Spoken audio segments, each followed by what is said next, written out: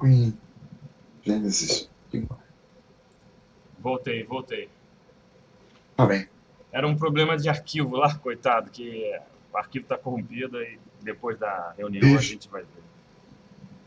Tá bem. Vocês estão no, na UERJ? Estamos no UERJ. Tudo bem? Olá, tudo bem? Boa Tá tarde. tudo? Boa tarde. Oi, boa Davi, tarde. Então, ela mais cedo, né? ficou para as 11, né? Sim, 11, aí, exato. 11, 12, 13, 14, exato. Tá. Até agora. Eu refiz aquelas perguntas, acabou que eu deixei 6 perguntas. Pá, tá mal, Branca. Estamos mal. Por Não quê? estamos São bem. enormes as perguntas. Não. Tá soluçando.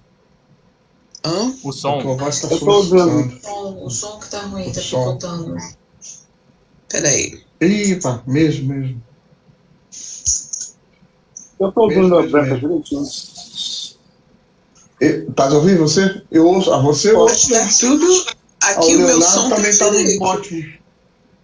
O Leonardo Deixa também eu tava perfeito. passar. Olha só, eu vou passar Olha, então Deus. essas perguntas para vocês, que se acontecer algum problema durante. Tá ouvindo, Raul? Tô. Então, eu não tô ouvindo nada. Tá Branca. Não, a Branca saiu agora, Olha. ela não tá falando nada. Não. Ela A Branca tá sem vídeo. Só um instante, é que eu estou terminando aqui de passar para vocês as Será que o microfone perguntas. tá desligado lá? Eu também estou ouvindo perfeito. Ok. Ó, eu passei para você as perguntas, caso ocorra algum problema, elas estão no e-mail de vocês, tá? Tá bem. Eu vou desligar o WhatsApp aqui. Pra ver se isso tá. Se calhar pode ser o Pronto, WhatsApp. tá? eu tô aqui. Pesado. Então, Olha só, quer que eu fale alguma coisinha antes dele entrar? olha, o Manuel mandou aqui uma mensagem. Deixa eu ver o que ele diz aqui. Estou 20 minutos atrasado. Liga em 20 minutos. Ok, estamos à espera. Então vamos falar um pouco. Tá Tá bem. assim, como atualmente Portugal atua com incentivo à criação e desenvolvimento de empresas spin-offs acadêmicas, tá? Sim. Que aí tem... Alô, no e-mail, Branca? Hã? Ah, tá aqui. Tá, de empresas spin-offs acadêmicas. Como especificamente as universidades atuam no apoio à inovação relacionadas a essas empresas?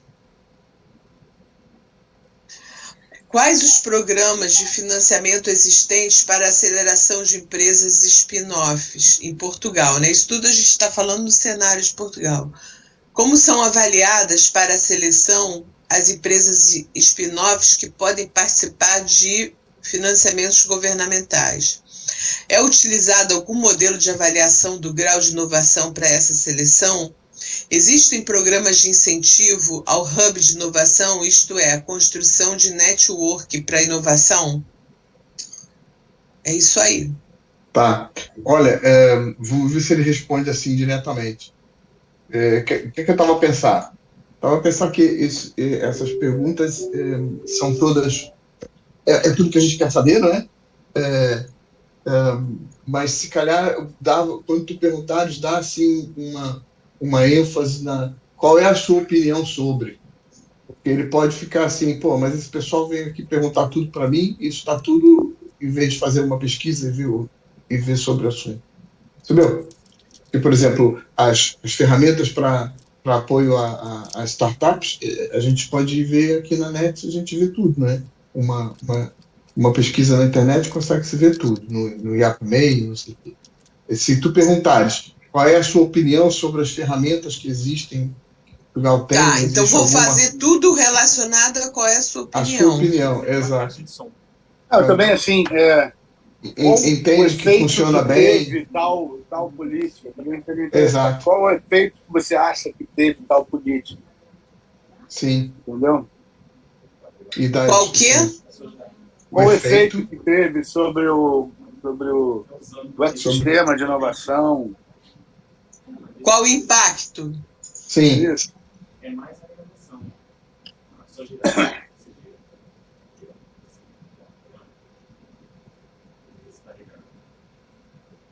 Deixa com alguma música. Põe no YouTube e toca uma música.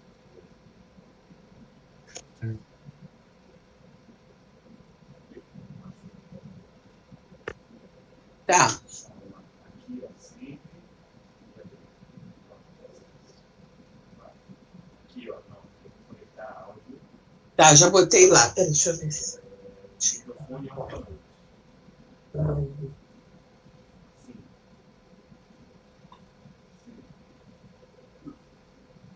Pode ser que seja baixo.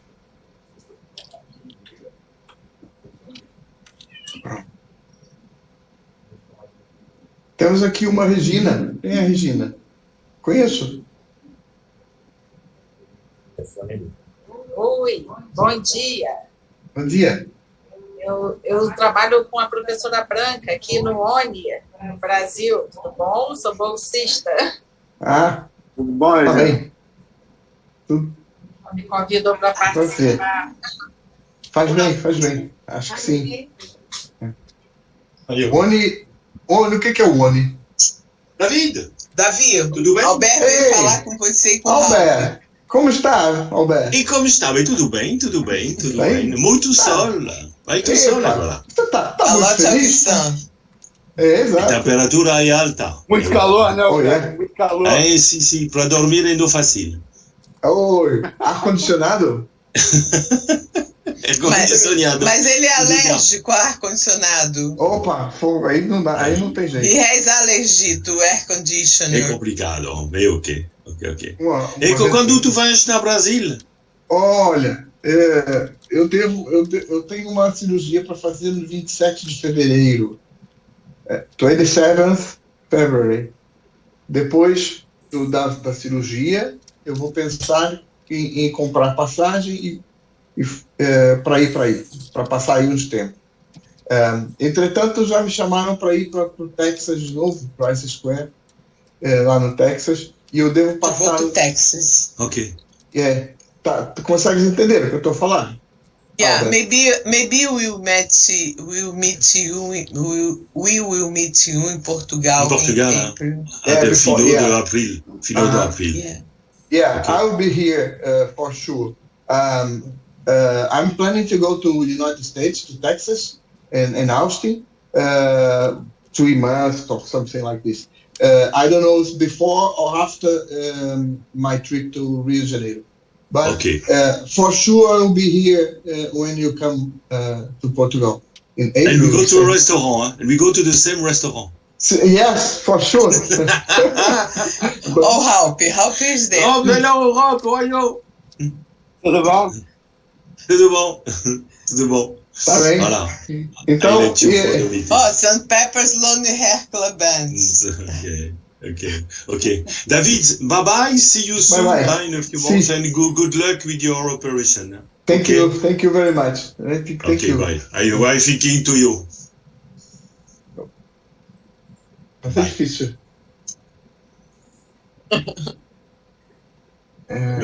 Tá bom. Já me mandaram aqui falar mais baixo, porque eu tô com as coisas no ouvido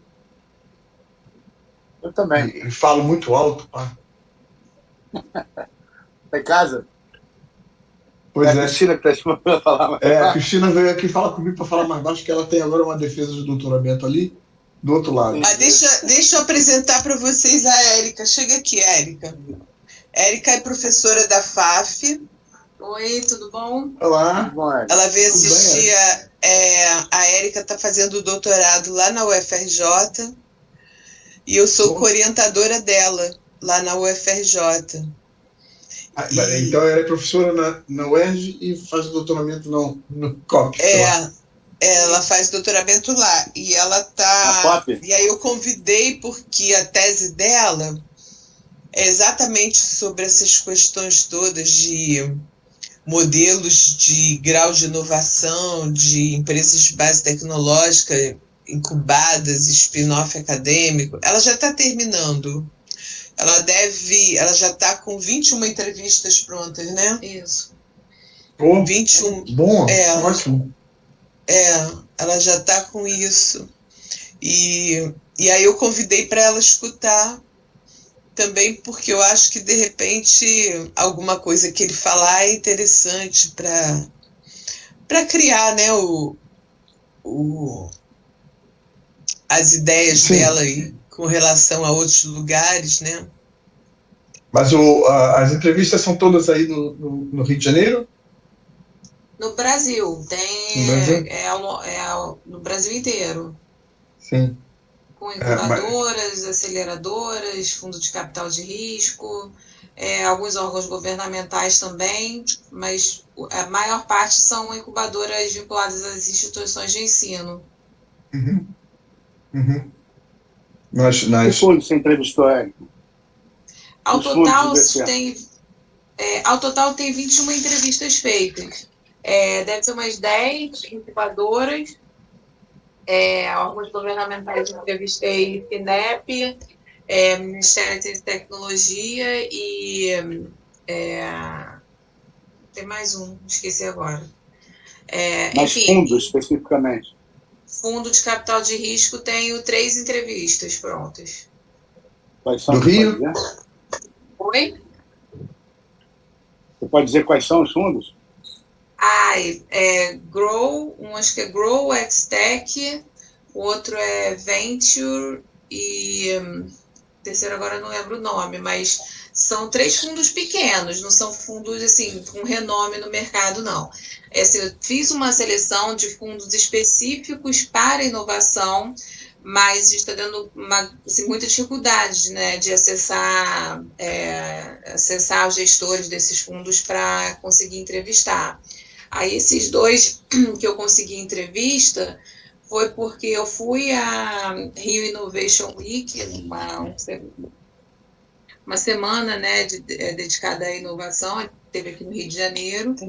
E aí contactei essas pessoas lá, esses gestores que estavam lá, buscando investimento, buscando startups para investir, e aí consegui praticamente laçar eles lá.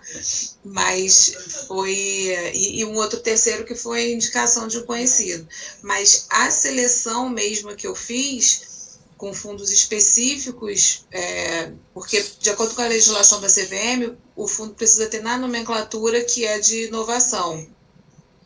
Então, os fundos que são especificamente com isso na literatura, na nomenclatura, eu ainda não consegui entrevistar. Então, esses 3 fundos foram basicamente entrevistas aleatórias, né? Uma escolha aleatória. Uhum. E daí do Rio de Janeiro, você foi a incubadoras sempre ligadas à universidade ou incubadoras outras? Não, principalmente ligadas à universidade. Ligadas aqui do Rio de Janeiro foram as 4 incubadoras da UERJ, a incubadora da UFRJ também. O quê? Não entendi. Da COP? Da COP? Da COP, isso. E do Rio de Janeiro foram essas. Eu estou tentando acessar, ainda não consegui também, a da PUC Rio, que é bem importante aqui no Rio também, a Gênesis.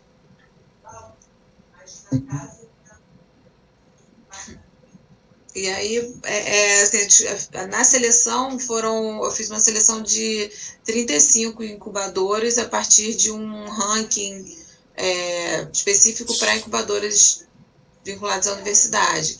E aí, desse ranking, ainda não consegui todas elas, estou focando em continuar, pelo menos esgotar o próximo disso, pelo menos as incubadoras, já que os fundos têm maior dificuldade em acessá-los. Uhum. Então, e aquelas empresas de crowdfunding, essas coisas, você não vai mexer com elas? A princípio eu não tinha pensado, não. Assim, uma coisa que eu fiz foi acessar também, consegui entrevistar também 2 empresas que fazem corporate venture. Uma delas é a antiga SEDAI, né, que agora é Águas do Rio. Então, na Rio Innovation Week também consegui contactar. Então, eles têm um programa de parceria ali, de aceleração com inovação. E aí, tentando ver se eu consigo algumas outras empresas para buscar esse perfil também, de corporate venture. Boa. Vai ficar um trabalho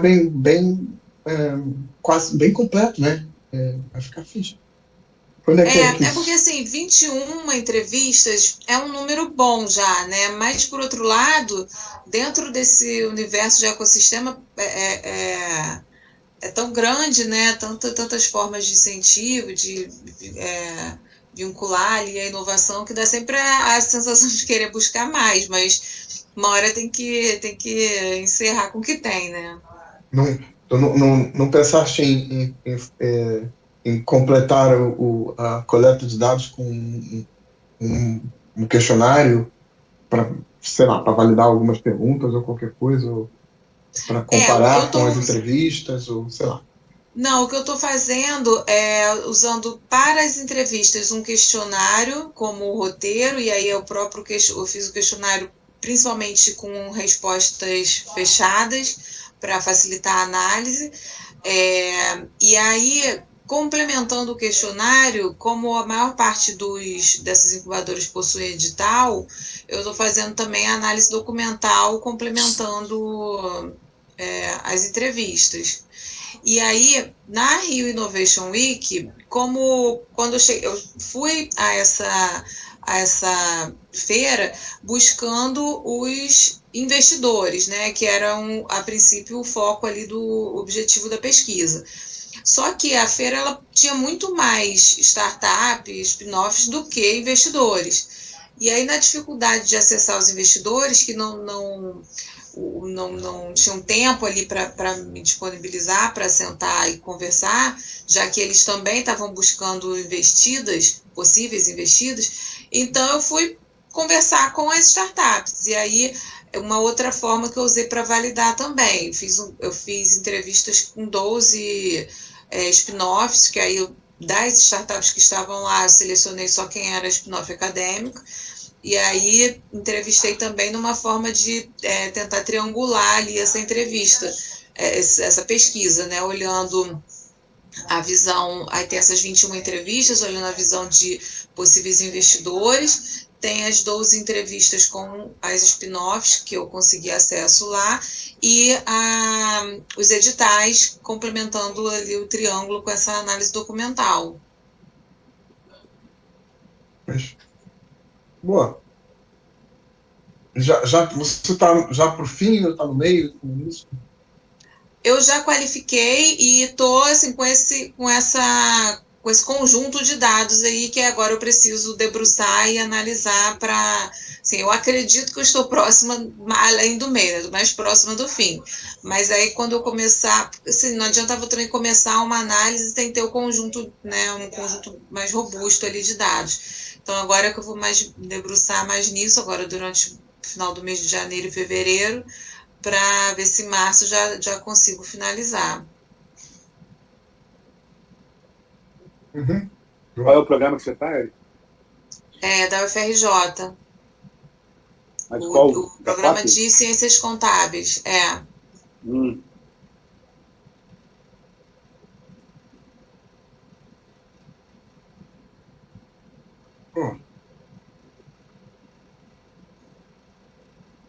E aí, no foco da pesquisa também, como é um programa de ciências contábeis, estar usando os ativos intangíveis que na contabilidade a gente tem que atender uma série de critérios para reconhecendo esses ativos intangíveis, mas, por outro lado, apesar deles não serem completamente reconhecidos na contabilidade, o que eu estou querendo mostrar é que o mercado, o ecossistema de inovação, de uma forma geral, avalia essas empresas a partir desses ativos intangíveis.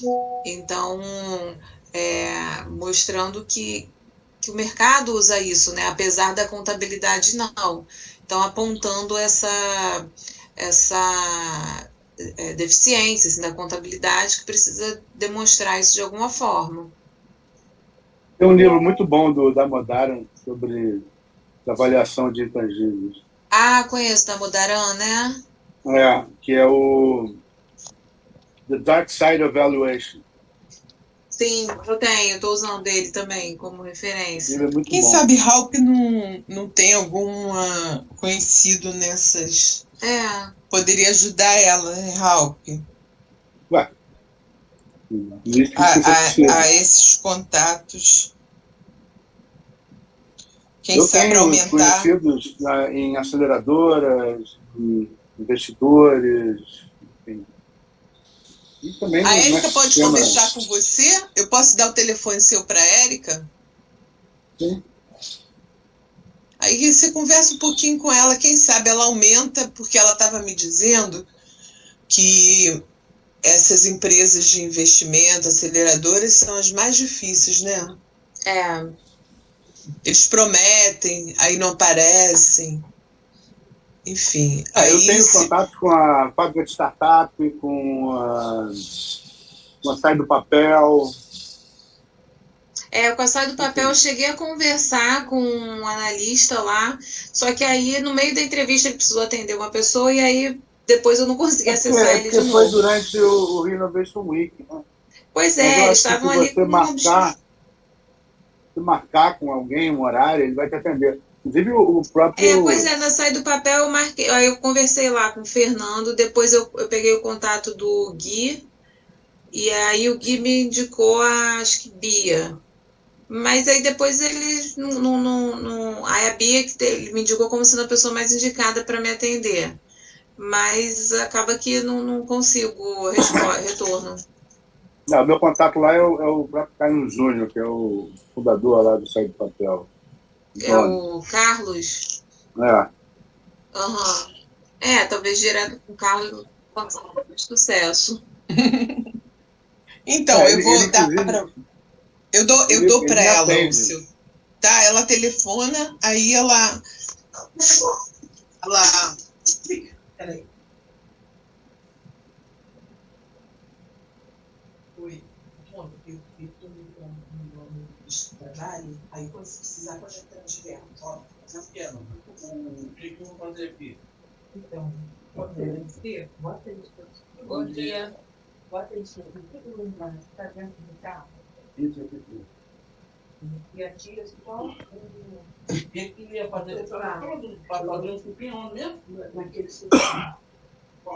Pergunta ali o álbum se ele tem outro lugar. Ele está lá no canto, está saindo fora. Esse aqui? Pergunta. Peraí, esse eu faço. Você vai vir embora dessa porra. Vamos voltar aí lá. Você só vai voltar amanhã mesmo. A mesinha para o outro lado, né? Mas aí você não destina para aqui. Fala com ele se tem mais algum lugar.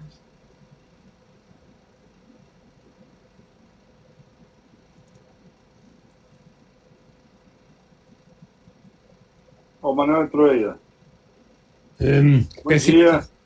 Do atraso, bom dia a todos. Não, acho que está até adiantado. Está até adiantado no atraso. Um minuto adiantado no atraso. Estão todos bem?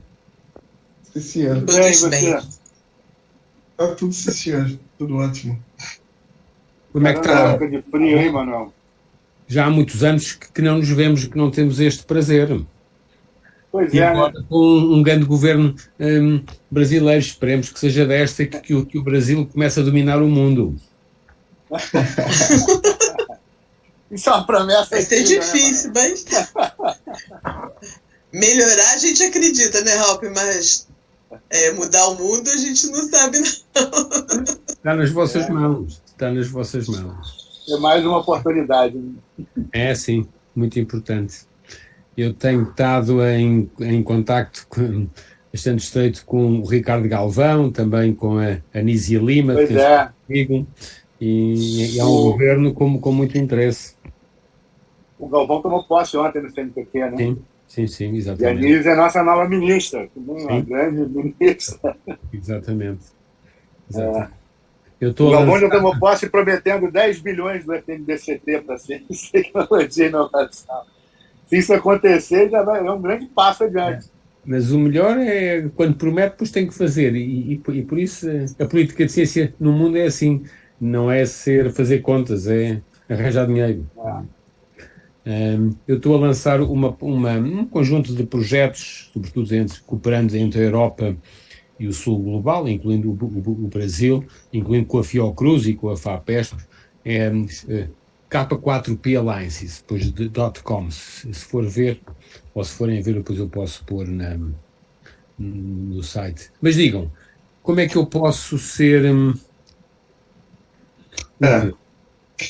Professor Manuel Heitor, é assim, nós estamos aqui com pessoas que estiveram aqui na Universidade de Aveiro e que estiveram a fazer, ou ainda estão a fazer, algum trabalho relativamente a um estudo comparativo entre as políticas de inovação dos dois países. As duas pessoas que o professor conhece aqui, acho que a Branca, não sei se conhece a Branca. Branca, nunca teve o professor Manuel Heitor. Prazer, professor Manuel Heitor, eu sou professora Branca Regina Cantizano, sou professora titular lá da UERJ, da área de inovação tecnológica. Sou engenheira, mas atualmente eu trabalho na Escola de Administração e Finanças e coordeno o mestrado e o doutorado para inovação do CNPq, o MAIDAI. Olha, a Branca, tu não querias perguntar ao professor Manuel Heitor sobre a gravação que vocês vão fazer? Queria. Na realidade, nós gostaríamos de usar essa entrevista para um artigo que nós estamos fazendo sobre ecossistemas de inovação, tanto de Portugal quanto do Brasil. Então, queria saber, existem 2 assistentes do meu grupo de pesquisa aqui na sala, e eu queria saber se há possibilidade de gravação. Agora sim, claro, com certeza, tudo bem. Tudo bem, com uma condição. Só com uma condição, é de não me chamar professor e chamar por Manuel. É a única condição. Tá bom, Manuel. Mas eu posso chamar de professor, não posso? Não, também não pode. Também não posso. Agora, tratar-nos pelo nome próprio. Tá, pronto. Portanto, eu estou aqui na Universidade de Aveiro e sou investigador do GovCop, dou aulas aqui na escola de Águeda, de gestão. Gosto muito dessa escola. É uma grande escola. Eu também acho. Muito obrigado. Portanto, e nós tanto o Raul quanto a Branca vieram para cá debaixo de um chapéu chamado PICTIS, que é uma plataforma de ciência, tecnologia, inovação e saúde que foi criada entre a Universidade de Aveiro e a Fiocruz. A Nízia esteve aqui uns tempos atrás, não é? Eu tive com ela, sim. Pois, quando ela esteve cá, exatamente, ela esteve em Lisboa, teve a fazer um périplo por vários sítios, é verdade. Tivemos aqui no PCI, não é? Onde está a PICTIS, a nossa plataforma de ciência, que é uma associação, associação científica sem fins lucrativos. Portanto, e nós tivemos aqui tanto o Raul quanto a Branca aqui a nos visitar durante um tempo, e esse trabalho que eles estão a fazer agora é o output, vai ser o output dessa visita, não é? Espero eu que a gente consiga fazer uma coisa interessante. Portanto, quem está aqui é a Universidade de Aveiro, a UERJ, pela Branca, e o Raul, pelo Instituto Nacional de Tecnologia e outras coisas também, né, Raul? Não, por enquanto eu sou só lá no INT mesmo. Vamos ver. Agora Vamos ver, não sei. Vamos torcer. Eu o Ralph conheço já de muitos anos, portanto não precisa de grandes apresentação. Tá certo. Portanto, eu dou a palavra então para a professora Branca, se calhar a Branca tem uma lista de perguntas até, não é? Até organizou qualquer coisa para a entrevista, não foi? Para ser o tipo de uma entrevista ou qualquer coisa assim, não é? Certo, é só como se fosse um guia, né, sobre o assunto que nós queríamos perguntar. Os assistentes estão na sala, o Leonardo Lennemann e a Regina Kessler, eles é que estão trabalhando com a gravação, e do meu lado tem a professora da UERJ também, que está fazendo doutorado na UFRJ nessa área de empresas e spin-offs acadêmicas, professora Érica Maciel. Bom dia. Bom, então, nós preparamos, na realidade, 6 perguntas, tá? E a gente gostaria que elas fossem feitas da melhor forma que você achasse conveniente responder, e às vezes até podendo falar junto sobre 2 assuntos, né? Então, eu não fazia ideia que era este o objetivo, nem sabia que havia 6 perguntas, portanto, eu tenho algum tempo limitado agora, mas eu gostaria que se tentasse listar as perguntas, depois eu poderia falar um pouco e depois até vos posso enviar material ou perguntas, que eu pensava que era só uma conversa para trocar algumas impressões, mas, portanto, depois, se tentasse listar as perguntas, eu depois vi o que é que faz sentido responder agora ou não, e depois ótimo. Tá, então não tem problema. E responder por escrito, porque eu não sabia qual é que era exatamente o tema desta conversa.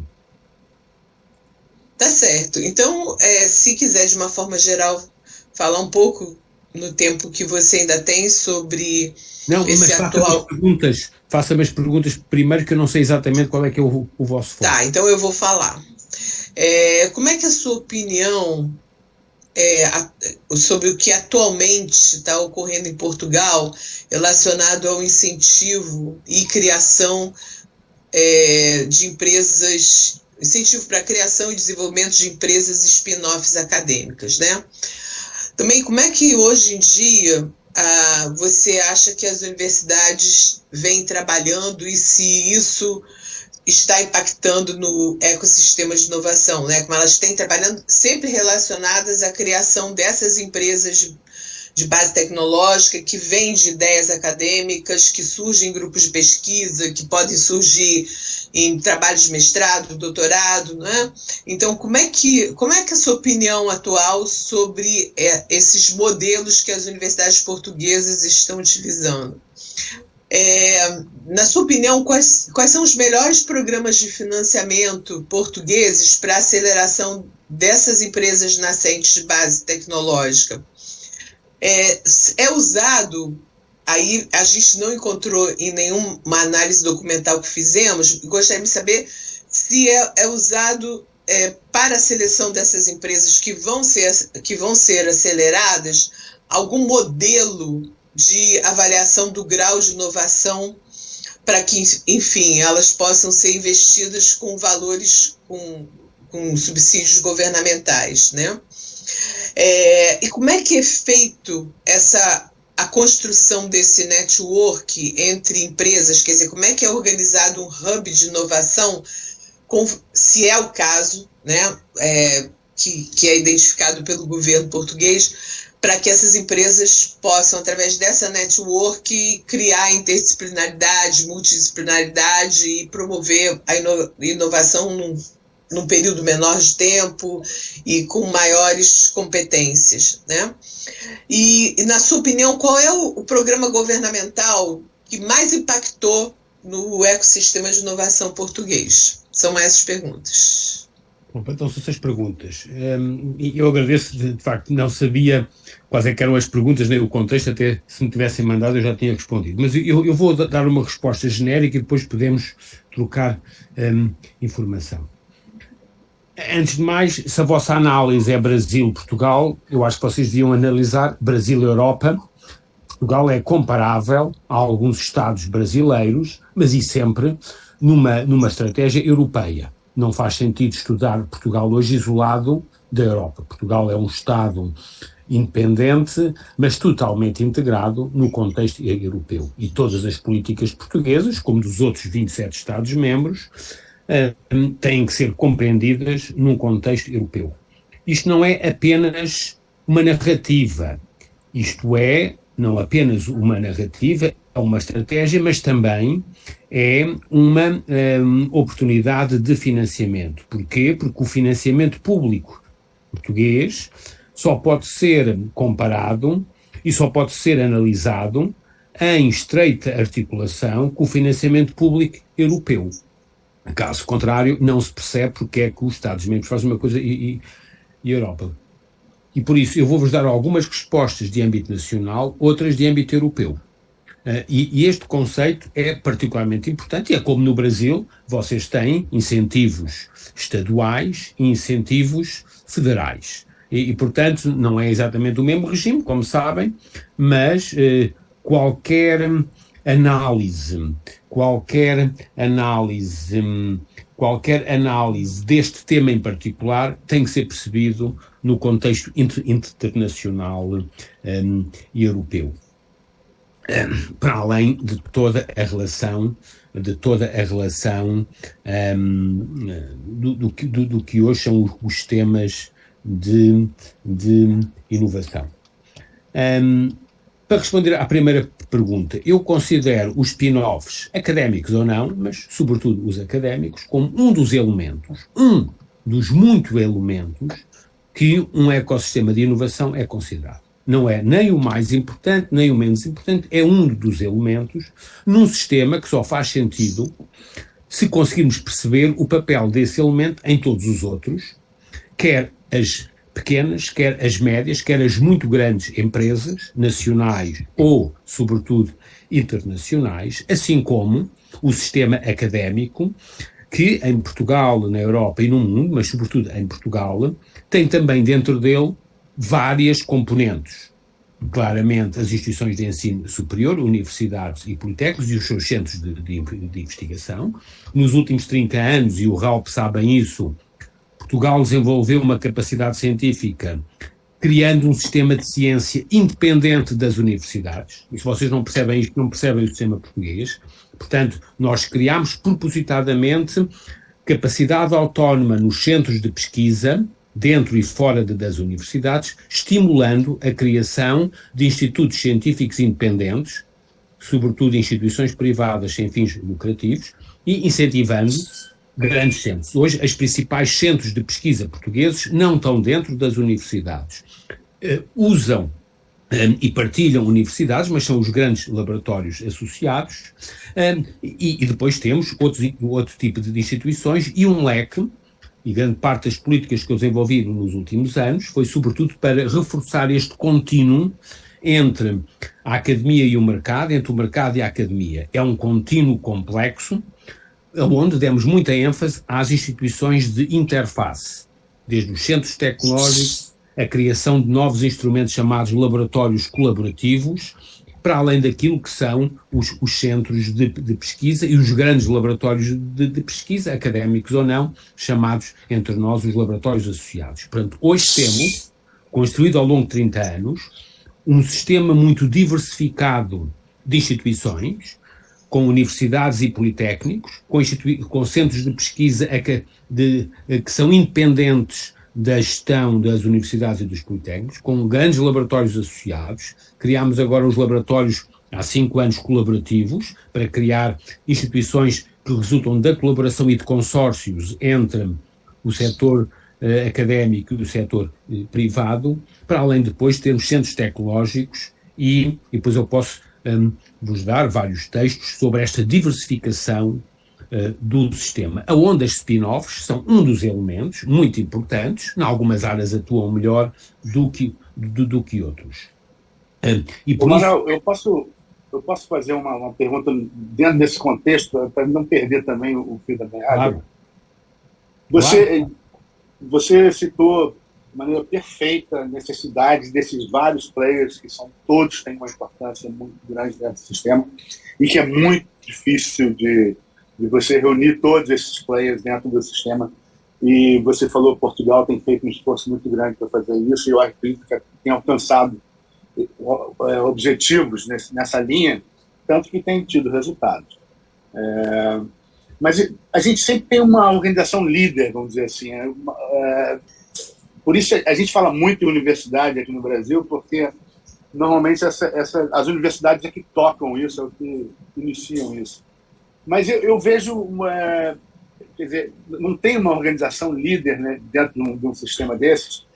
Todos têm um papel de governança equivalente, todos têm um papel de... Governança, penso que é uma questão diferente e depende muito de região para região, de cidade para cidade.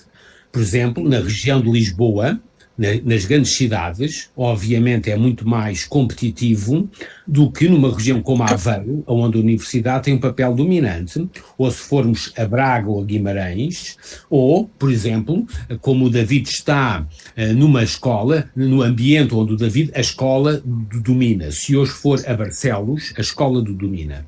Por exemplo, eu posso dizer que, para mim, um dos ecossistemas de inovação mais intensos e interessantes que se desenvolveu nos últimos 20 anos em Portugal é o ecossistema do Alto Minho, entre Braga, Guimarães, Barcelos, Famalicão e Esposende. Altamente essencial, onde tem uma grande universidade, o Minho, um grande politécnico, o Politécnico do Cava e do Ave, tem vários centros tecnológicos, nomeadamente a indústria têxtil e a indústria do calçado, tem um leque muito grande de pequenas e médias empresas e começou agora a ter também grandes empresas multinacionais como a Bosch. Mas particularmente um sistema com interações múltiplas muito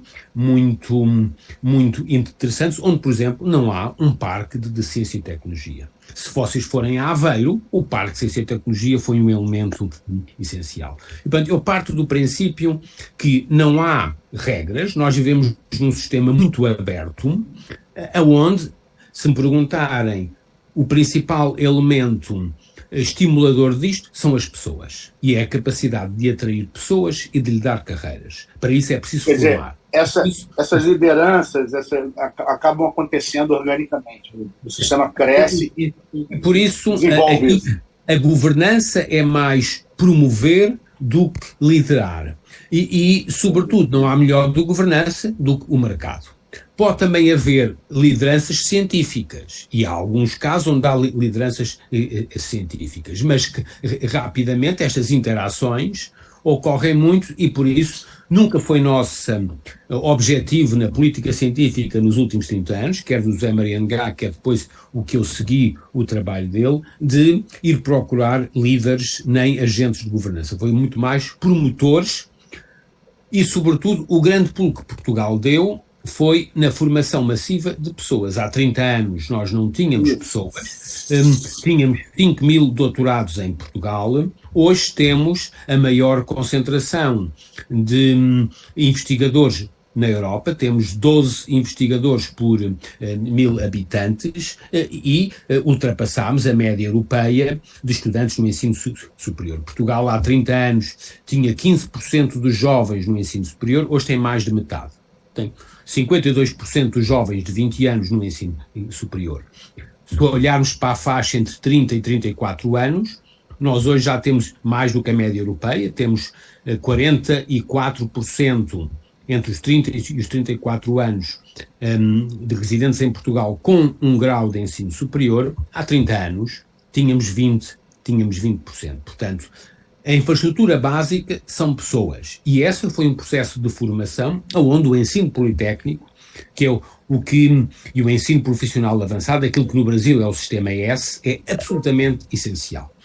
Eu considero que não há uma boa universidade sem um sistema muito diversificado à volta, e por isso é que, durante os últimos anos, eu quando fui ministro, reforcei tanto o ensino politécnico, que foi a razão pela qual conseguimos ter mais pessoas e diversificar o sistema. Portanto, por um lado, eu diria que há aqui desde já, 2 atributos: a densificação do sistema, termos mais instituições e ter um território mais denso, com instituições muito diferentes, e diversificar. Densificar o território, diversificar o tipo de instituições, e terceira característica, perceber que a inovação é altamente interativa, não linear, e por isso densificar e diversificar tem que ser feito com fluxo em ambos os sentidos. Há coisas que vão do mercado para a academia, há outras que vão da academia do mercado, e estes fluxos interativos altamente não lineares e também fluxos entre o local e o global é absolutamente crítico. Um exemplo claro: a entrada na zona do Minho da Bosch. A Bosch, com a instalação ao princípio, há 20 anos atrás, de uma fábrica, hoje já com 3 ou 4 fábricas na zona do Minho e agora estendidas ao Porto, mudou completamente a Universidade do Minho. Não foi a Universidade do Minho que mudou a Bosch. Foi a presença da Bosch que mudou a Universidade do Minho e que, juntamente com outros setores industriais, nomeadamente a mudança estrutural nos têxteis e do calçado, hoje não influenciaram totalmente a Universidade do Minho e a construção do Politécnico do Cávado e do Ave, e, por exemplo, o David está numa escola altamente influenciada, e foi para isso que a Universidade de Aveiro fez estas escolas politécnicas, pelo mercado, e não é a Universidade de Aveiro que influencia o mercado. A Universidade de Aveiro forma pessoas, mas é o mercado que influencia a formação da Universidade de Aveiro. Portanto, professor, acha que nesse caminho a especialização inteligente, chamada RIS3, que a gente segue europeia, foi importante ou nem por isso, né? Não, acho que não. Eu gosto muito pouco desse nome, é preciso ter muito cuidado. É preciso perceber-se, do ponto de vista de Bruxelas ou de Berlim, a exposição inteligente apareceu numa altura para poder concentrar no centro da Europa as coisas de alto valor acrescentado e pôr nas periferias da Europa as coisas de menor valor acrescentado. Dizendo que na Holanda e na Alemanha fazem-se as coisas que criam valor, o Sul e o Oeste e o Leste da Europa fazem o restante. Portanto, é preciso ter muito cuidado de que ponto de vista é que nós estamos na especialização inteligente. E é por isso é que eu estou a basear isto em quatro princípios: a densificação do território, a diversificação, os fluxos cada vez mais interativos, mas também cada vez mais e mais a mobilização, que eu não chamo a especialização inteligente, missões. Portanto, a mobilização de um movimento de investigação e inovação juntamente com a cultura. Mais uma vez, por exemplo, na zona onde o David está, é sobretudo dominado por uma missão para a competitividade do setor do setor do calçado e do têxtil, no Alto Minho também. Portanto, não se pode fazer tudo e, portanto, ter estas missões, mas eu não lhe chamo especialização inteligente, e podia dizer.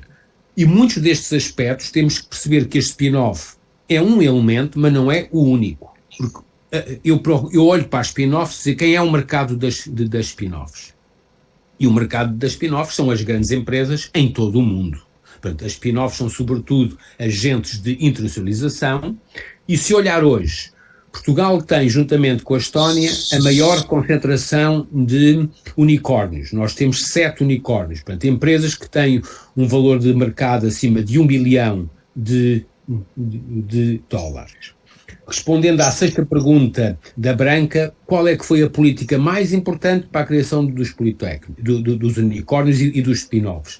Eu digo, sem qualquer tipo de dúvida, foi as parcerias internacionais com a Universidade do MIT e da Carnegie Mellon. Foi daí... E a Universidade do Texas, não esqueça. Sim, a Universidade do Texas. Fui eu que fiz as 3 e, como sabe, sou membro da Universidade do Texas e posso dizer porque é que são diferentes umas das outras. Nós, através destas parcerias, conseguimos atrair uma série de pessoas excepcionais, muito talentos, demos-lhe formação em Portugal e nos Estados Unidos, e todos estes unicórnios, destes 7, 6 deles, São pessoas que vieram dessas parcerias e que conheceram o mercado americano e que conseguiram credibilizar-se para ir buscar financiamento. Nenhuma delas é financiada com fundos nacionais ou governamentais, nem sequer europeus. Os 7 unicórnios portugueses são financiados com capital de risco norte-americano. E todos os empreendedores se qualificaram devido à sua presença em universidades norte-americanas. Porquê? Porque na Europa não há dinheiro suficiente, nem capital, para financiar o crescimento. Uma empresa, por exemplo, como a Fidesai, que é um dos nossos principais unicórnios em Coimbra, resultou de um projeto de um investigador com um professor no âmbito do programa Carnegie Mellon em Portugal, para fazer redes inteligentes de energia. Depois, a empresa, desse projeto de doutoramento saiu uma pequena empresa. A empresa teve 3 anos sem nunca funcionar, não tinha mercados, não tinha financiamento nem em Portugal, nem na Europa. Um destes investigadores, um dia, nós levámo-lo à Universidade de Texas em Austin, ver a incubadora. Lá encontrou um VC e um consultor que lhe disse: a vossa tecnologia é espetacular, mas não funciona no sistema de energia. Apliquem-no ao sistema financeiro. Eles, em 3 anos, mudaram a empresa com a mesma tecnologia de inteligência artificial para detectar fraudes no sistema financeiro e, através de capital de risco americano, hoje tem 800 milhões de clientes em todo o mundo.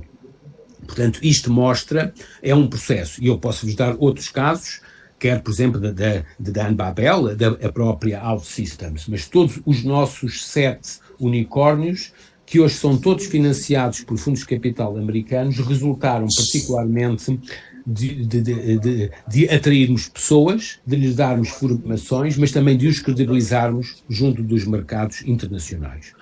Os programas de financiamento nacional ou europeus são totalmente irrelevantes aqui. E, portanto, temos que dizer isto: em Portugal não há capital, nem na Europa, para isso. Vai começar agora a haver, com o European Research Council, acredito. Mas, mais uma vez, foi uma política científica de internacionalização, juntamente com o alargamento do número de pessoas a fazerem doutoramento. Portugal, neste momento, está a formar 3 novos doutores por cada 10 mil habitantes, abaixo da média europeia, mas é um grande pulo nos últimos 3 anos, e juntamente com o alargamento do número de doutoramentos, foi focar em parcerias estratégicas com líderes mundiais que credibilizaram muitos destes estudantes no mercado de capital e no mercado de financiamento norte-americano. Hoje temos outros programas de incubação, etc., mas se me perguntarem qual é que é o principal instrumento para as startups, foi as parcerias internacionais com universidades norte-americanas. Isso é impressionante para mim, Manuel, porque eu, quando fui da Secretaria de Ciência, Tecnologia e Inovação aqui do Estado, a gente desenvolveu uma estratégia para a criação de startups e identificamos 2 grandes gaps. O primeiro gap era a falta de massa crítica de startups que entrassem no contínuo, né, de desenvolvimento das startups. E a segunda seria da saída, que é exatamente o financiamento. Né? Onde que essas empresas não é só financiamento, não é só venture capital, essas coisas.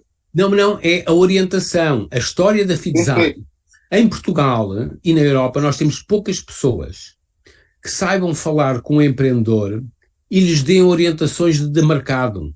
E, portanto, o que o empreendedor da Fidesai foi, ele estava credibilizado por ter o doutoramento em Carnegie Mellon, já tinha ido ao MIT. Esses mercados, sobretudo junto de Nova Iorque e junto de Boston, são muito arrogantes. O mercado de Austin é um mercado muito mais aberto, porque está muito ligado à América Latina, e como sabe, eu conheci até o Ramiro Raftig em Austin, no IC Square Institute, portanto, são mercados muito mais abertos, e foi em Austin que eles perceberam que podiam adaptar a tecnologia deles a um mercado e serem disruptivos no mercado financeiro. Nunca um investidor ou uma agência de financiamento pública em Portugal ou na Europa tinha dado esta orientação àquela empresa. E, portanto, estas redes de contactos que se juntam em mercados muito sofisticados é tão importante como o financiamento. Mais uma vez, nunca foi nossa preocupação criar um sistema de governo para isto. Foi nossa preocupação nesta política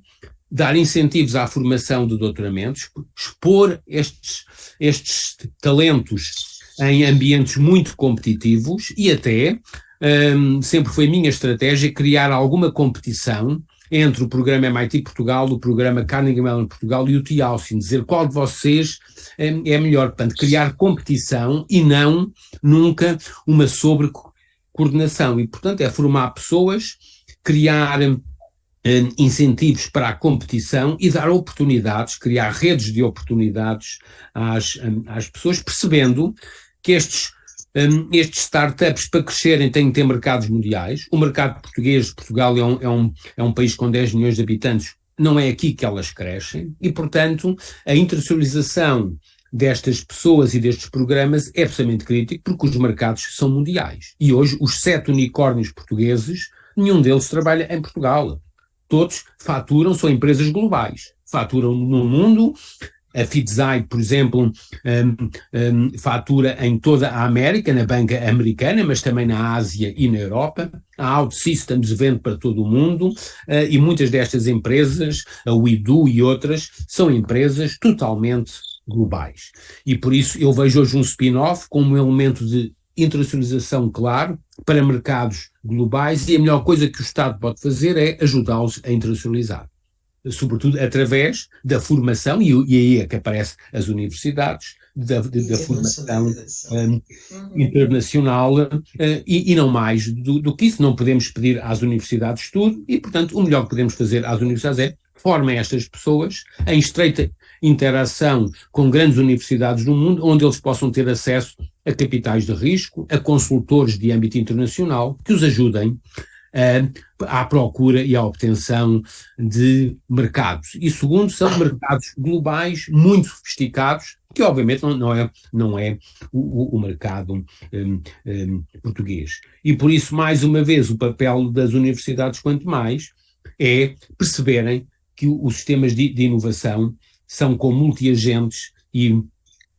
multidimensionais e, sobretudo, multinacionais. E aqui, eu diria, quando nós olhamos para muitas destas inovações disruptivas, percebemos que muitos destes mercados são mercados que têm uma componente pública e, portanto, eu diria, salvo em algumas áreas, por exemplo, as comunicações é diferente, mas se vamos para a área biomédica, para a área do espaço, para a área das grandes infraestruturas e até para as áreas bancárias, para o TechFin, são mercados, eu chamaria, semipúblicos. E por isso é preciso que estes processos de internacionalização estejam associados também à percepção que muitos destes mercados dependem das políticas dos outros países e das outras relações.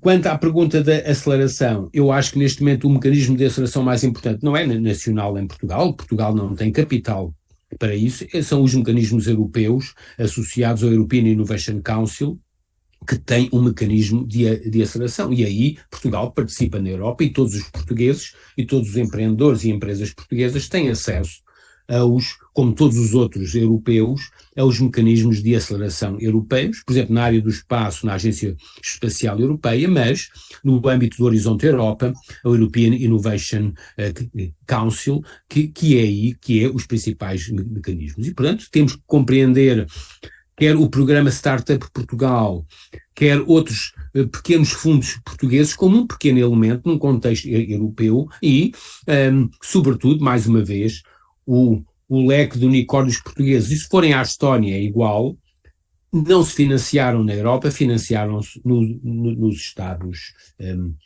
Unidos.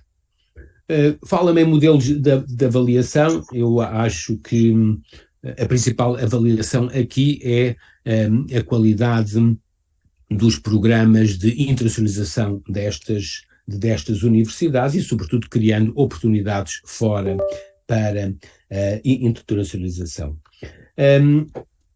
Neste contexto de crescente complexidade, crescentes riscos com multiagentes, onde as spin-offs são um dos agentes que servem para umas coisas, não servem para tudo, o que nós fizemos nos últimos anos foi reforçar também o sistema de interface entre a academia e o mercado, entre os mercados e a academia, e, portanto, para além do estímulo à criação de grandes laboratórios de pesquisa, aquilo que nós chamamos os nossos laboratórios associados, criámos outro instrumento, chamados laboratórios colaborativos, que é outro elemento no sistema para preencher este espaço entre a academia e os mercados, ou entre os mercados e a academia. E hoje temos 35 laboratórios colaborativos que são particularmente interessantes para a criação de bom emprego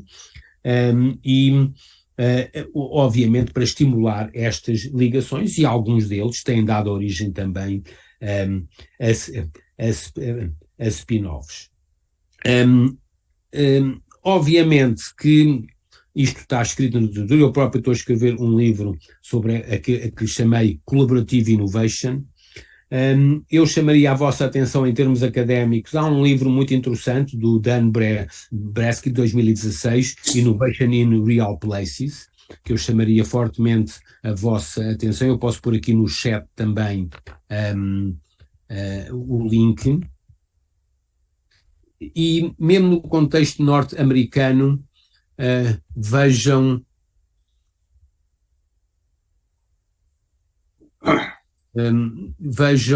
o novo projeto do Dan. Eu já pus aqui este autor, o Dan Bresky, aqui há 20 anos atrás, ele fez o doutoramento no MIT sobre startups, e ele defendia que todos os modelos eram em Silicon Valley. Ele depois começou a olhar, sobretudo para a Itália, para a Dinamarca, para a Irlanda, e escreveu este livro muito interessante, que diz, atenção, as startups não é tudo. Ele define que há 4 regimes de inovação. As startups é um dos elementos, mas é preciso perceber-se outros modos de inovar, porque não podemos resumir tudo, não vamos conseguir fazer do mundo só Silicon Valley, e, por exemplo, compara o que é comparável a Portugal, quer a indústria do calçado ou dos têxteis em Itália, ou a indústria farmacêutica no Reino Unido, e considera que há outros elementos.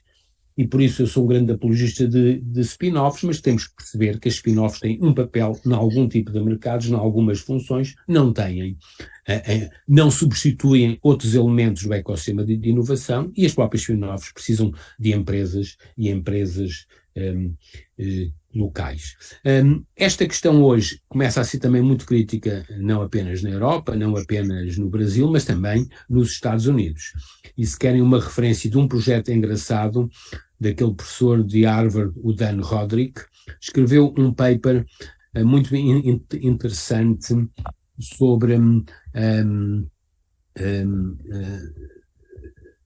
externalidades de emprego, good job externalities no mundo de hoje, que é o projeto Hamilton, e eu sugiro a vossa referência, porque ele fala muito nisto que eu vos estou a dizer. Vivemos num mundo em mercados semipúblicos, é preciso termos arranjos colaborativos. Obviamente as spin-offs é um elemento crítico, mas é preciso criar um ambiente de ecossistema para as spin-offs poderem trabalhar. Elas só por si não têm mercados, e portanto que mercados são estes que é preciso criar. Eu vou-vos mandar este paper que eu agora, como estou em Harvard, tenho discutido muito este projeto, que é um projeto de grande relevância mundial, mas com muito interesse, para percebermos a complexidade do que é hoje. Eu já pus também no chat esta referência. Depois poder enviar o livro que estou a escrever sobre estes aspectos, onde as spin-offs são um dos elementos, num leque muito mais complexo de outros elementos, mas no caso português, que é um país pequenino, comparável a um pequeno Estado, não se esqueçam que Portugal tem 10 milhões de habitantes, portanto é mais pequeno do que a cidade do Rio de Janeiro, é 1/4 do Estado de São Paulo, e por isso, para um país pequeno, quando me perguntam, o principal programa governamental foi a internacionalização das universidades. E os programas com grandes universidades para criar agentes de credibilização junto de mercados e de fundos de capital de risco, porque as nossas spin-offs têm que ser sempre empresas globais que atuam nos mercados globais, e foi isso que nós tentámos fazer, foi dar oportunidades, aquilo que eu chamo redes de oportunidade, para que os nossos melhores empreendedores pudessem ter acesso e tivessem credibilidade nos mercados globais, porque as suas empresas têm que vender para mercados mundiais. Tá. Acho que essas colaborações ainda hoje com o Carnegie Mellon e outros ainda são importantes que se mantenham como estão hoje? Acho que sim. Eu, quando saí do governo, deixei um plano para elas se manterem até 2030. Obviamente, para o ano, o governo vai ter que avaliar se mantém ou não. Tem elementos diferentes, mas hoje, se nós temos unicórnios, são devidos a estas colaborações, portanto acho que é absolutamente crítico. Têm que evoluir também no seu tempo, mas acho que cada vez mais são críticas. Eu hoje, pessoalmente, saí do governo, estou a trabalhar também com o Brasil em particular e com a África. Acho que nós, europeus, temos que dar uma maior atenção e relevo às relações com o Sul e, sobretudo, ao crescimento da população em África, mas continuam a ser elementos de credibilização para um país como Portugal. Isto não pode ser independente do nosso contexto. Há 10 anos atrás, estas parcerias foram essenciais para isto que eu vos estou a dizer, para formarmos pessoas credíveis no mercado americano, mas também para credibilizar as universidades portuguesas na Europa, porque não estavam credibilizadas. E, portanto, são elementos de credibilização importante também para a relevância que hoje as universidades portuguesas têm no contexto europeu. É um contexto muito, muito competitivo e, portanto, temos que perceber porque é que estas parcerias foram importantes. Posso-vos dar também outra relação, num país com a cultura latino como a cultura portuguesa, e vocês no Brasil têm algumas semelhanças, também muitas diferenças. Este processo inseriu-se também num processo de promoção da cultura científica e de credibilização dos investigadores portugueses junto à população. Porque num país pequeno como Portugal, há muita ideia que tudo o que é estrangeiro é bom, e sobretudo marcas como o MIT são muito credíveis. Eu lembro-me que há 10 anos atrás foi particularmente importante na comunidade, na população portuguesa, dizer que as universidades portuguesas são boas porque trabalham com o MIT. Portanto, há aqui vários elementos de natureza secundária, mas críticos em política científica, por um lado de ligação e de credibilização na população, de credibilização no contexto europeu, mas também para facilitar redes de oportunidade aos nossos empreendedores. Portanto, há vários outros spillovers que são compreendidos, não se compreendem estas parcerias. Portanto, há muitas outras questões, quanto a mim, críticas em política científica, cada vez mais determinantes. E eu aprendi também muito no Brasil. A criação do ITA resulta de uma parceria com o MIT, como sabem, no final dos anos 50. Portanto, estas parcerias têm spillovers importantíssimos, e se calhar a Embraer hoje, que saiu do ITA nessa altura, resultou, como penso que sabem, de um projeto, o Raul sabe isso de certeza, de um projeto inicial de colaboração com o MIT. Portanto, se calhar, às vezes é preciso parar estas colaborações, mas eu acho que Portugal não está ainda em estado e deve continuar para a credibilizar. Agora, para as continuar é preciso saber geri-las, não é impondo, mas é facilitando sobretudo redes de oportunidades, porque são elementos de oportunidade muito, muito, muito crescente. Na Europa, não é só em Portugal, em toda a Europa, nós não temos nenhuma universidade financiada ao nível das universidades americanas. Obviamente é um contexto totalmente diferente, não só de geração de riqueza, como também, isso tem que ser dito, com uma política de defesa que financia certamente as universidades, que não há na Europa, Os MITs da vida fazem-se com o orçamento, sobretudo, do Ministério da Defesa norte-americano e da Energia. Na Europa nós não temos essas linhas de financiamento, mas quando nós comparamos o nível de financiamento por docente ou por estudante na Europa ou em Portugal, comparado com os Estados Unidos, estamos a um patamar totalmente diferente. E por isso, ao fazermos parcerias com instituições líderes no mundo, estamos a dar acesso a alguns, não podem ser a todos, a alguns dos nossos estudantes e sobretudo, empreendedores, a ambientes muito competitivos e que têm um patamar de financiamento e de oportunidades totalmente diferente daquele que nós temos hoje na Europa. Portanto, eu percebo isto a pensar no futuro e, sobretudo, criar oportunidades aos nossos melhores jovens. Muito bom, muito boa. Muito Não bom, tinha Manuel. esse entendimento, não.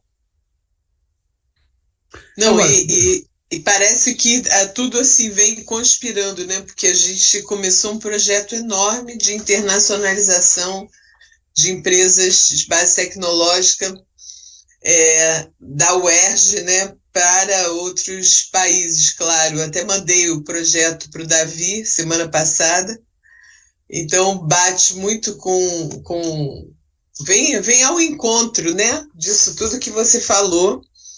Realmente a gente não tem como comparar o cenário americano, mas sempre o cenário americano é a grande inspiração nossa. Eu acho que não tem como não se inspirar nos modelos de cooperação, nas formas de organização, enfim. Mas é engraçado, agora, esta referência que eu vos dei do Dan Roderick, ele em Boston, em Harvard, ele acha que os Estados Unidos devem se inspirar no modelo europeu de colaboração. E portanto, é preciso, por isso é que eu vos mandei isto e fiz tanta ênfase naquilo que na Europa, e acho que em Portugal hoje é uma referência, naquilo que chamamos a inovação colaborativa. Claro. E, portanto, que as startups aparecem num contexto muito mais vasto do que apenas aquilo que se passa nas startups, e acho que nós podemos perceber se não for num contexto muito mais amplo, onde há muitos outros atores importantes no sistema de inovação. Mas não evitem em fazer perguntas, podemos trocar informação, fazer mais estas reuniões ou visitas. Eu vou estar no Rio para a conferência da Fiocruz, no GSTIG, de 12 de fevereiro a 15 de fevereiro. Devo chegar um dia mais cedo, porque a Ana Célia Castro da COP e o Romildo, o diretor da COP, querem ter uma reunião comigo no dia 10 de fevereiro, portanto eu devo chegar ao Rio de Janeiro a 10 de fevereiro e devo estar no Rio entre 10 e 15 de fevereiro para participar nesta conferência da Fiocruz sobre o uso de tecnologias para o desenvolvimento sustentável.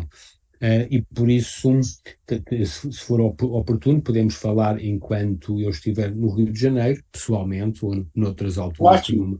Vamos tentar marcar alguma coisa. Sim, senhora. Vamos marcar alguma coisa, assim, que se você chegar, pode avisar onde você está hospedado, onde você vai ficar. Podemos marcar um encontro, né? Para poder conversar mais. Foi a Fiocruz que marcou, eu acho que vou ficar no Hilton ali em Copacabana, que eu por acaso é uma zona que eu não gosto nada, mas foi eles que marcaram, que estão todas as pessoas. E a conferência, eu penso que é na zona antiga, mas não tenho a certeza, mas é a conferência da Fiocruz, o GSTIG, que está a ser coordenado pelo Paulo Gadelha, o antigo presidente da Fiocruz, mas também pelo Mário Moreira, pelo novo presidente. Mário Moreira, que é o novo, né? Mas portanto eu vou estar no Rio de 10 a 15 de fevereiro, se virem que é oportuno, podemos conversar. Claro. Muito tentar bem, marcar muito alguma obrigado. coisa. E é interessante essa tua colocação, de mandar para fora para receber investimento, porque uma das grandes preocupações que eu tinha aqui é exatamente criar um ambiente de venture capital, criar uma indústria de venture capital. Não é necessário, como você falou. Manda para o Vale do Silício, manda para Obviamente que o Brasil, mais uma vez, é comparável à Europa, aos Estados Unidos. O Brasil não é comparável a Portugal. E a questão crítica é: estas empresas precisam de muito investimento. Nós não temos esse nível de investimento em Portugal, portanto, neste momento, os principais aceleradores são europeus, mas a nossa experiência foi, sobretudo, o acesso aos capitais de risco americanos e aquilo que, através das universidades americanas, conseguimos abrir oportunidades a muitos dos nossos Mas empreendedores. Já agora, o que é para mim uma spin-off? Temos a fase de seed, mas depois são empresas que devem, quanto muito, crescer a cerca de 100% ao ano. Isso é que é uma verdadeiramente spin-off tecnológica. Uma empresa de grande crescimento que até faturar 100 milhões de dólares por ano, cresce a 100% ao ano. E depois deve crescer a 50% ao ano até atingir 400 milhões e depois eventualmente a 20% ao ano. Isso é que é para mim ter um unicórnio e portanto são empresas de rápido crescimento e para o fazerem têm que ter acesso a mercados mundiais, não são mercados... Não, sem dúvida. E aqui no Brasil a gente nunca vai ter isso porque tem a maior taxa de juros do mundo. Quem é que vai investir em startups se investe em título do governo com um rendimento, com uma rentabilidade maior do que qualquer coisa? A nossa estratégia nestas startups e unicórnios foi, e que não é se calhar a única, mas é muito difícil, porque destas 7 unicórnios, só um é que tem a sede em Portugal, mas os 7 têm a totalidade da maioria dos colaboradores em Portugal. Portanto, foi garantir emprego qualificado em Portugal. Foi uma estratégia de pessoas para criar emprego.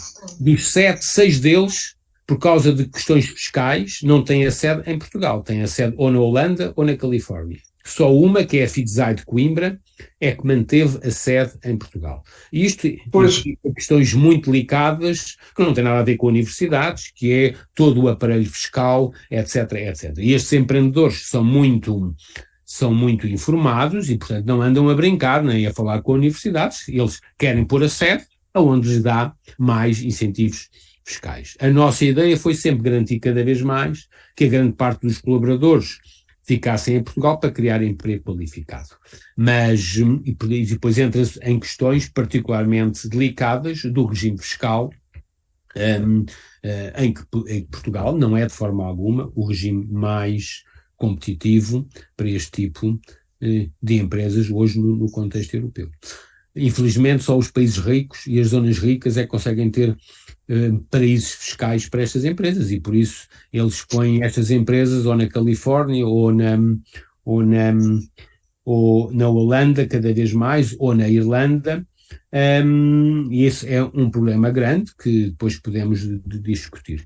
Devo dizer já agora, estamos num mundo em grandes mudanças, até por causa do trabalho remoto.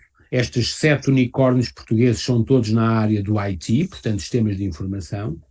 Eu não sei se vocês se apercebem, depende muito do tipo de empreendedor. Muitas destas empresas trabalham remotamente e dizia-me um deles, eu não vou dizer quem, porque até tenho vergonha daquilo que ele me disse, ele dizia-me, eu neste momento contrato onde eu puder despedir rapidamente. Eu assusta muito isto, se esta é a cultura dos nossos empreendedores. Porquê? Porque ele dizia-me, nós trabalhamos remotamente, os nossos colaboradores querem estar em casa, não há problema nenhum. O que nós começamos a identificar é que eles começam a ter, estes nómades digitais, vários empregos. E, portanto, o que queremos é despedir. Quando descobrimos que eles têm outro emprego, despedimos. Isto é assustador em termos da proteção do trabalhador. Mas esta cultura das startups, quanto a mim hoje, está em risco, porque muitos destes empresários, empreendedores, muitos, não são todos, alguns deles, estes que crescem muito rapidamente, são pessoas muito arrogantes e têm políticas de contratação muito arrogantes. E por isso vocês veem muitos destes empregadores hoje estão a recrutar na Índia e em sistemas que não têm proteção ao empregador. Portanto, é preciso ter muito cuidado. E é por isso é que o paper do Dan Roderick diz que o futuro não está claramente em spin-offs. Nós temos que ter spillovers que tratem a qualidade do emprego e por isso eu defendo que arranjos colaborativos entre o setor público e privado que olhem muito para as carreiras e a qualidade do trabalho e deem bons empregos são aqueles que acho que podem suceder num mundo moderno e mais justo.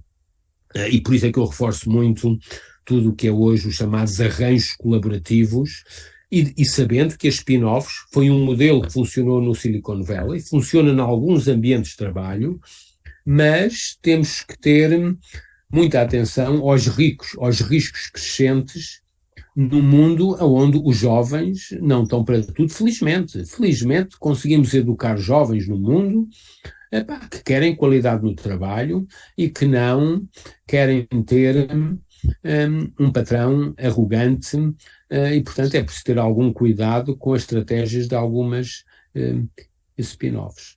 Portanto, dizendo isto, sei dar também bons exemplos de contratação, mas péssimos exemplos. Portanto, as spin-offs não têm tudo bom. As spin-offs têm características e qualidades que é preciso ter muito cuidado no futuro. Hoje vemos os Elon Musks do mundo, fizeram coisas muito boas, mas têm estratégias absolutamente arrogantes e a relação de algumas spin-offs com a política é preciso ter muito, muito, muito cuidado. E por isso é que eu digo que é preciso perceber as spin-offs, não só num contexto mais complexo, mas também num contexto onde as relações laborais são muito importantes e que há muitas outras formas de criar boas condições para as futuras gerações. Acredito que as spin-offs irão continuar, mas não acredito que dominarão os mercados no mundo e por isso as universidades, como polos de atração e de formação de jovens, têm que olhar para as spin-offs, mas têm que olhar para muitos outros arranjos da relação com os mercados e, sobretudo, da criação de bons empregos. Eu quero pôr os meus netos em universidades que lhes garantam um bom futuro, que sejam felizes e também que arranjem bons empregos. E hoje sabemos que nas spin-offs não é o único sítio onde há bons empregos. Algumas têm, outras não têm. Desculpem lá esta introdução, mas não podemos deixar de fazer. Acho que temos que ter algum cuidado com o estímulo às spin-offs. Como dizem em Portugal, temos exemplos excelentes. A Fidesai é sempre o nosso melhor exemplo, porque tem uma estratégia laboral muito interessante. Há outras que nem por isso. O Manuel Heitor falou muito sobre essas coisas todas e eu queria virar agora um pouquinho para a teoria. Falou de uma coisa chamada inovação colaborativa, que pode ser um modelo qualquer que o Manuel Heitor deve estar a pensar, ou tem pensado. Em paralelo a esse modelo, eu tenho pensado que, não só esse, há vários modelos, uma coisa chamada os Innovation Reefs, os recifes de inovação. Começaram a ser pensados até no IC Square, com o Greg Polk e o David Gibson, em 2013, quando eu estive lá também, com eles. Aquilo morreu, e aquilo estava muito ligado a um modelo que tinha a ver com a incubadora, o ATI, a incubadora de Austin. Eles estavam a fazer um modelo que teria uma âncora, que era o ATI, e Austin como um modelo de Recife, que na época eles chamaram Recife de Corais. Aquilo morreu, eu vim embora para Portugal, tivemos aqui muitos anos, eu fui repescar essa ideia, porque achava uma ideia fantástica, mas bastante diferente do original que eles estavam a pensar na época, e hoje tenho trabalhado numa coisa chamada iReef. O iReef, que começou realmente com os recifes de corais deles, mas é uma coisa mais modelo regional de inovação do que uma coisa local ali em volta do ATI. E agora, esse é um modelo teórico, como é também o modelo que o Manuel Heitor falou sobre inovação colaborativa. E eu vejo muito próximo da Open Innovation, da inovação aberta. Sim, claro, sim. Eu não estou muito preocupado em arranjar títulos e nomes, mas vamos ver, falou no IC Square. É preciso perceber o que é o IC Square. Sim. O IC Square é formado pelo George Kosmetsky, quando o Exército, a indústria, o Departamento da Defesa norte-americana investe na indústria de semicondutores para estabelecer um consórcio, o MCC, inovativo, o Symantec, em Austin, nos anos 60. E por isso o IC Square nasce com ele para formar pessoas, quando ele era também dean da Escola de Gestão, para perceber a indústria de semicondutores, em colaboração entre o Estado e operadores, sobretudo financiados pela defesa, e depois os spillovers que dava em instituições. Portanto, a criação do IC Square e o funcionamento do IC Square é um elemento muito interessante de investigação colaborativa com base num consórcio que não funcionou. Funcionou durante muitos anos e MCC não funcionou. Não, eu acho que tem um livro até sobre isso, né? Não, eu sei. E o livro do David Gibson, com 1000 páginas, tanto funcionou que hoje Austin é o que é. Funcionou de outra forma. É a base da universidade e hoje Austin é um polo tecnológico resultante dessa estratégia dos anos. Foi o spillover do MCC, sim. A explosão do MCC. Pois. E depois aquilo acabou, como também o IC Square acabou a sua missão, não estava a fazer nada, e a Universidade do Texas acabou com o IC Square.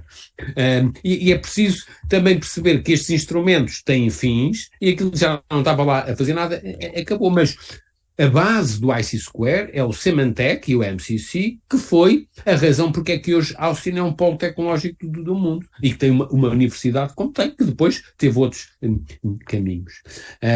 Mas, portanto, a inovação colaborativa resulta, sobretudo, da necessidade de percebermos estes mercados. Na área dos semicondutores foi os mercados militares que alavancaram, como quase tudo nos Estados Unidos, que é militar. Portanto, há outros, na Europa não temos esses mercados, portanto temos outras necessidades, aquilo que eu chamo de mercados semipúblicos, e por isso é preciso ter espaços, que são espaços cada vez mais colaborativos, do âmbito dos quais resultam spin-offs e outros elementos, mas é isto que eu chamo a inovação colaborativa, a perceber a capacidade do setor público e privado, académico e empresarial, para criar oportunidades, sobretudo para criar novos empregos e para dar spillovers, que ao fim do dia o que cria hoje uma região, e hoje Austin tem das melhores ofertas de trabalho nos Estados Unidos. Há 50 anos não tinha. E por isso acho que Austin em si, no seu global, é um excelente exemplo do que é a inovação colaborativa, chamemos-lhe Open Innovation, podemos chamar-lhe o que quisermos, mas destas redes complexas de colaboração que hoje criou uma das universidades que é top 10 no mundo, uma das áreas com maior potencial de emprego nos Estados Unidos, e na prática começou tudo com o MCC nos anos 60 para criar semicondutores, e que depois criou o IC Square para estudar e mobilizar aquilo, e que o seu tempo acabaram o IC Square. Não diga isso, Manuel Arthur, que eu estou indo para lá. Eles estão me enganando. Mas hoje o IC Square é uma pequenina coisa, não tem nada a ver do que era, e a administração da Universidade de Texas em Austin, quer dizer, tem outras funções, como de consultoria, mas não tem o papel, mais uma vez. O sistema desenvolveu-se muito, e Austin é um sistema tão sofisticado que hoje tem múltiplos agentes, mesmo dentro da universidade. É um sistema muito mais complexo do que era, e portanto o papel dominante do IC Square nos anos 70 e 80 e 90 hoje está muito mais diluído por muitos outros, que faz parte da complexidade do próprio sistema. Eu até achei engraçado, há uns tempos atrás, eles terem tirado o Master de lá para a escola de gestão, né? A escola de negócios. O anterior reitor matou completamente o IC Square, e depois criou também, como em todo o mundo, problemas entre a escola de gestão e o IC Square. Uma coisa era nos anos 80 e 90, quando o Jorge Cosmesi, que era o diretor do IC Square, porque ele era um milionário e metia lá muito dinheiro, e era ao mesmo tempo dean da Business School, e depois estas relações nas universidades, que são complexas em qualquer parte do mundo, acabou bastante. Mas hoje o IC Square não tem relevância nenhuma no âmbito da Universidade de Texas em Austin. Uhum. Bom, eu vou para lá mesmo.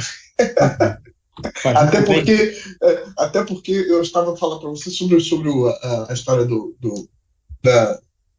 teoricamente, os modelos, não é? Que você falou do modelo de inovação colaborativa. E era desse ponto de vista que eu queria lhe perguntar sobre se isso poderia ser realmente um modelo novo que poderia estar agora, né, na eu não cena tenho essa ambição que da seja inovação. novo. Leia o artigo que eu lhe mandei do Dan Roderick do Hamilton Project. Eu posso lhe mandar Já está cá. do livro que eu estou a fazer. Veja, por exemplo, outro autor da University College London, o Joe Stilgoe, o Drives Innovation, o novo livro dele. Portanto, aparecem, quer dizer, mas isto não é a base disto, é o Nathan Rosenberg e o artigo 1986 sobre a inovação interativa. Portanto, eu não tenho, eu não quero dizer que estou a criar um novo modelo, quer dizer, a base científica disto não é diferente do que a escola do Rosenberg, ou na altura também com muitas as escolas do SPRU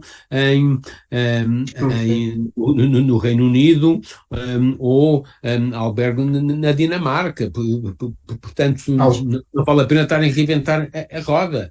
Hoje percebemos que aquilo que o Rosenberg dizia, que a inovação é altamente interativa e temos de ter múltiplos agentes, é isto que hoje observamos em todos estes sistemas. Portanto, eu diria, mais do que estar a criar modelos novos, é um entendimento daquilo que são as bases fundamentais, os princípios e os relacionamentos da teoria de inovação. Portanto, não tenho pretensão a criar nenhum modelo novo, mas, sobretudo, perceber com atenção os fundamentos teóricos e os founding fathers da inovação tecnológica, pessoas como o Nathan Rosenberg em Stanford, ou o SPRU no Reino Unido, que é muito conhecido no Brasil, ou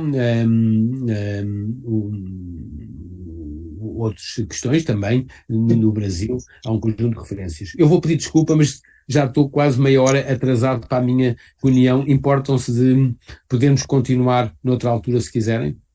Claro, claro. Só tenho a agradecer, muito obrigado, Manuel Heitor. E não, fica mantido aí nossa ideia de um contato aqui no Rio de Janeiro no início de fevereiro. Muito bem. Mande-me depois um e-mail, tem o meu e-mail e podemos acertar isso por e-mail. Claro, claro. Obrigado, hein? Muito obrigado. Prazer em reencontrá-lo. Raup, está onde? Está em Aveiro ou está em São Paulo? Estou no Rio de Janeiro. Então temos que nos encontrar no Rio. Eu gostava muito de estar consigo. Com certeza, vou te procurar quando você estiver aqui. Eu também tenho uma reunião penso que é um amigo comum, com o Maurício Guedes, com quem eu tenho estado... Pois. Vamos marcar com ele, a gente conversar os três juntos. Sim, tenho estado com o Maurício Guedes e com o Ricardo. Ele está na FAPERJ agora, não é? Está na FAPERJ. É o CTO da FAPERJ. Também vou estar com a Ana Célia Castro, etc. Mas, também é amiga. Sim, eu sei bem. E por isso temos tantos amigos comuns. E com o Zé Manel de Mel, que também conhece. O Zé Manel também. O Zé Manel não para no WhatsApp, todos os dias recebe pelo menos 5 WhatsApps dele com as fotografias de Copacabana. No mínimo, quando não recebe 5 WhatsApps, ele diz: o que é que aconteceu? Deve estar doente. Manel, vamos marcar de tomar um chopp com essa turma aí, porque essa época aqui no Rio é chopp, porque está um calor danado. Sim, senhor. Manuel, então, Zé Manuel foi meu... Zé Manuel foi meu orientador de doutorado na COP, e depois nós fomos juntos para Nova York, que eu fui fazer o sanduíche com o Henry Exkovic, e o Zé ficou alugando meu apartamento, éramos no mesmo condomínio, para as crianças poderem ficar juntas. Então, e também conhece a mulher e a filha dele, com certeza. A Luísa vive agora aqui em Lisboa. A Flávia, eu sou muito amigo da Flávia, porque eu gosto muito de arte popular brasileira e, portanto, tenho os livros todos da Flávia. Também tenho. Ao Rio de Janeiro é obrigatório ir ao Museu de Arte Popular, não sei se já foi ao novo museu na Zona Sul. Já fui. E aí eu acho que uma boa... e você deve conhecer o Henry também, né? Sim, claro, com certeza. Claro, porque foi o meu orientador americano. Aliás, o meu estudo de caso foi exatamente o MIT. Um dos meus estudos de caso foi o MIT. Essa questão toda de...